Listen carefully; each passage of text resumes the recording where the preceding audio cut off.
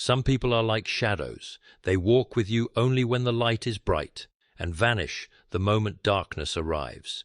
You give them your time, your trust, your heart, and in return, they give you silence, excuses, or betrayal. And yet, you keep holding on, hoping they will finally see your worth.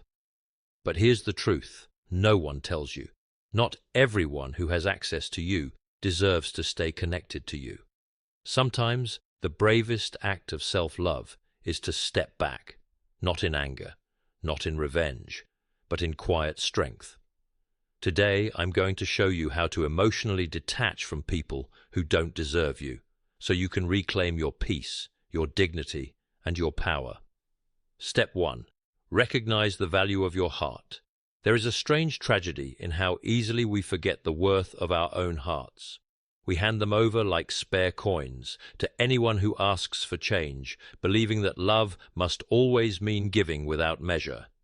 But your heart is not a trinket to be passed around, nor a shelter for every wandering soul who knocks on your door. It is the wellspring of your joy, the keeper of your deepest truths, and the center of everything you are. When you do not recognize its value, you allow others to take without gratitude and to stay without honor. You confuse availability with love, and you begin to accept crumbs as if they were a feast. The danger in this is subtle but devastating.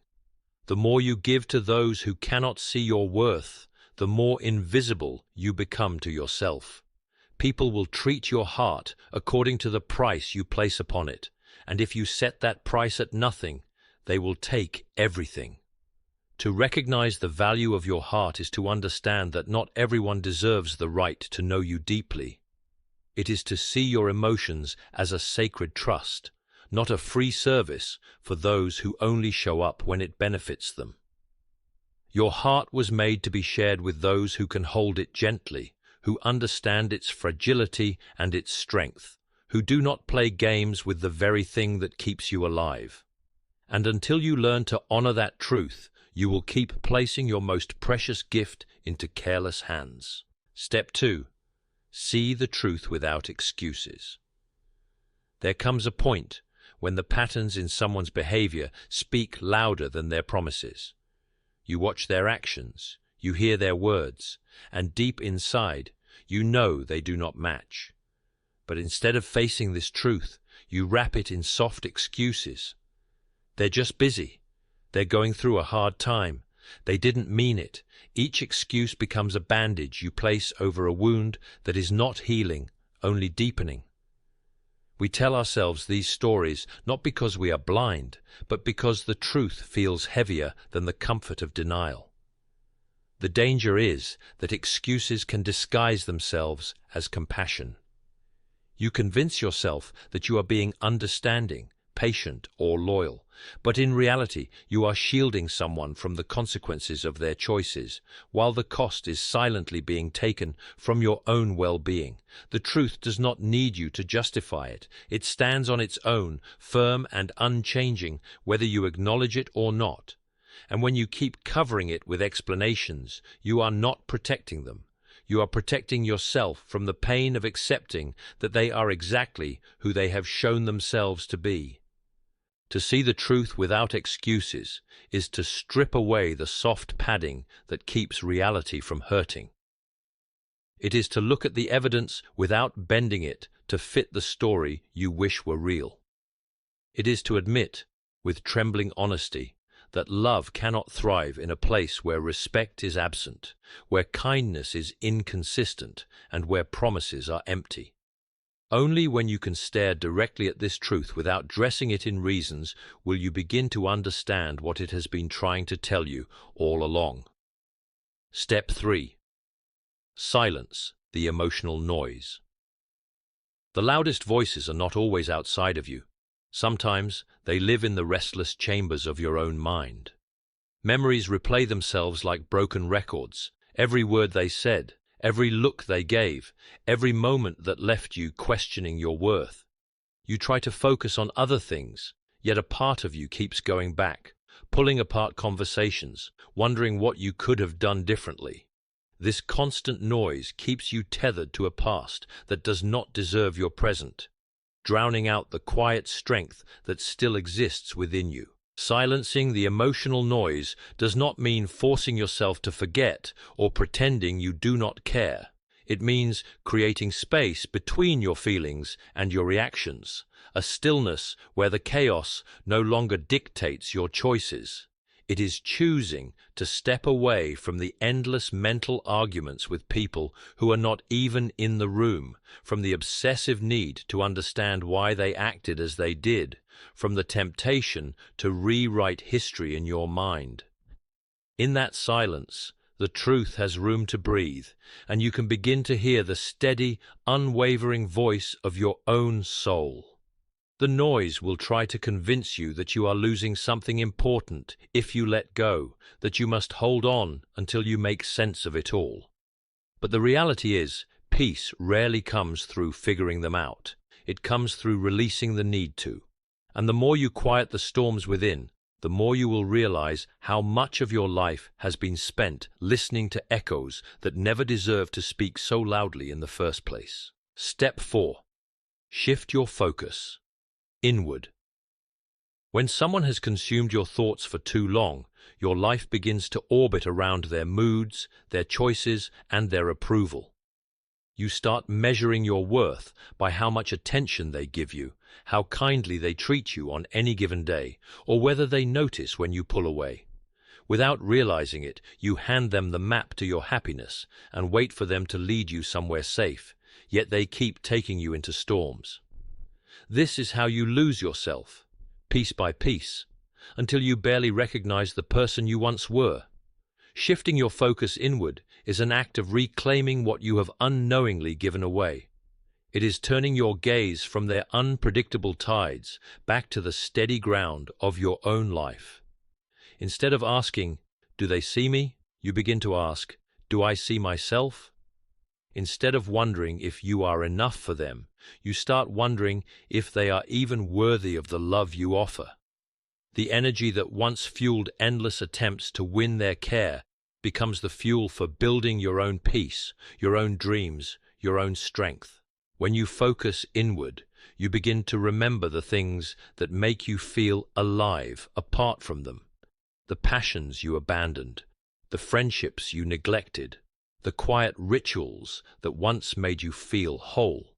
You start nourishing the parts of yourself that were starving while you were busy feeding their needs. And slowly, the power they once held over you begins to fade, not because they have changed, but because your attention is no longer the currency they thrive on. Step 5. Release without hatred.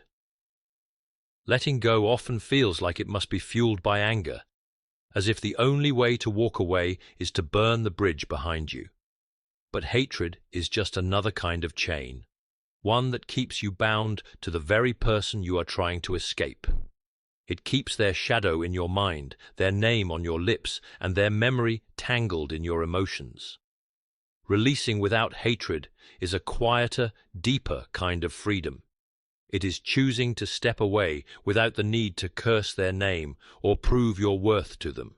It is the decision to stop allowing them to occupy space in your heart, not because they deserve forgiveness, but because you deserve peace. This kind of release requires you to accept that closure may never come the way you want it to. They may never admit they were wrong, never apologize, never understand the depth of the hurt they caused. And yet, you choose to loosen your grip on the pain because carrying it only keeps you walking in circles. You stop replaying the story in your head, not because you have forgotten, but because you finally understand that reliving it changes nothing. In letting go without hatred, you take back the power to define your life by more than the wounds they left behind. To release without hatred is to allow yourself to move forward with light hands and an unburdened heart. It is recognizing that some people are lessons, not lifelong companions, and that you can carry the wisdom without carrying the weight. Hatred demands energy, attention, and constant feeding, but freedom asks for nothing except the willingness to stop looking back. Step 6. Guard the gates of your soul. There is a sacred place within you where your deepest hopes, your purest emotions, and your most fragile dreams live. It is not meant for everyone to enter. Yet, too often, we leave this place wide open, allowing anyone with a kind smile or sweet words to walk in and take what they please. When you do not guard the gates of your soul, you risk letting in people who do not know how to treat what is holy. They leave footprints on your trust, take what they need, and leave the doors swinging behind them for anyone else to wander through. Guarding your soul does not mean building walls so high that no one can reach you. It means choosing carefully who earns the right to step inside. It means paying attention to how someone's presence makes you feel, not just in the beginning when everything is bright, but in the long, quiet days when their true character begins to show. It means trusting your instincts when something feels off, even if you cannot yet explain it in words. Protecting your inner life is not selfishness. It is wisdom born from knowing how costly it is to give the wrong person free access to your heart. When you set boundaries around your soul, you are not pushing the world away. You are preserving the beauty of what you carry within so that it can be shared with those who will honor it. The gates are not locked, they are guarded, and the key is not handed out carelessly. This is how you ensure that your inner peace remains intact, that your joy is not easily stolen, and that your worth is never again placed in the hands of someone who has not earned the privilege of holding it. You were never meant to live at the mercy of people who cannot see your worth. Your heart, your peace, and your soul are treasures, and treasures are not thrown into the streets for anyone to trample. The moment you decide to detach from those who do not deserve you, you take the first step toward a life that is lighter, freer, and deeply your own. Walk away, not because you are cold, but because you are warm enough to save that warmth for those who will cherish it. And remember, the love, respect, and care you keep chasing from others are things you can first give to yourself, without permission, without apology, and without fear.